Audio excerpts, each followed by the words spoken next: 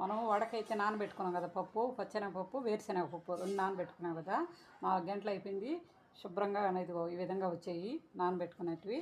ఇప్పుడు వీటికి ఇదిగో 1 ఇంచ్ అంత అల్లం ముక్క సన్నగా కట్ చేశాను. వీటిని ఇట్లా వీటిలోనే పచ్చిమిర్చి, పిల్లలు పెద్దవాళ్ళు పచ్చిమిర్చి కనబడకుండా ఉండడానికి.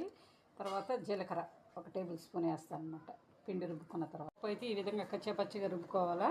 దాంట్లోకి మనం కట్ చేసి పెట్టుకున్న పెద్ద ఉల్లిపాయ ఒకటి వేసాను. ఇప్పుడు దీంట్లోకి జీలకర్ర, అంటే మనకు పొట్టనొప్పి ఏమి రాకుండా కొంచెం జీలకర్ర, కొంచెం సాల్టు, రుచి సరిపడా సాల్టు.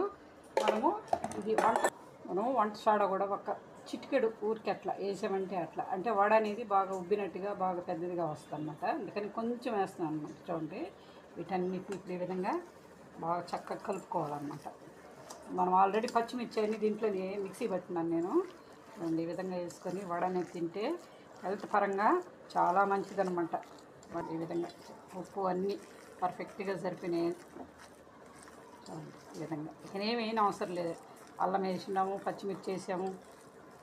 ఈ విధంగా చేసుకోవాలి ఎప్పుడైనా వడలకి అనేది. వేసుకొని స్నాక్స్ లాగా సాయంత్రం పూట మామూలుగా సాస్లో పెట్టుకొని తింటే చాలా టేస్ట్ అయితే భలే బాగుంటుంది. ఎందుకంటే వేరుశనగపప్పు, పచ్చెనగపప్పు 2 మంచి ఆరోగ్యానికి మంచిది అనమాట. అందుకని నేను ఈ విధంగా చేసి పెడుతున్నాను. నేను ఈ వడని ఏ విధంగా తయారు చేయాలో చూపిస్తాను. సిమ్లో పెట్టుకొని చక్కగా కుక్ చేసుకోవాలన్నమాట. నేను ఎక్కువ ఇంట్లోనే తయారు చేస్తాను, ఏది చేసినా కానీ అనమాట మా పిల్లలకి. మనం ఈ సాయంత్రం పూట అయినా చేసుకొని తినొచ్చు, లేదంటే మార్నింగ్ ఎవరు వీలుని బట్టి వాళ్ళు అంటే తినడానికి.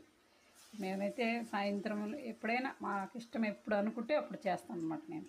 ఇవన్నీ చక్కగా వేగిపోయినాయి చూడండి. దీంట్లోకి చట్నీ కాంబినేషన్ పొడి కానీ ఏదో ఒకటి పెట్టుకొని తింటే టేస్ట్ అయితే చాలా బాగుంటాయి. అంటే మనం వడలు అయితే రెడీ అయిపోయి దీన్ని పచ్చిమిర్చితో కానీ నంచుకొని, లేదంటే చిన్నపిల్లలు అయితే సాసు, పెద్దవాళ్ళు అయితే చట్నీ, ఇది వేరుశనగపప్పు చట్నీతో వేసుకొని తింటే టేస్ట్ అయితే చాలా బాగుంటుంది. మీరు కూడా ఈ విధంగా ట్రై చేసుకోండి. ఒక లైక్ చేయండి, సబ్స్క్రైబ్ చేసుకోండి.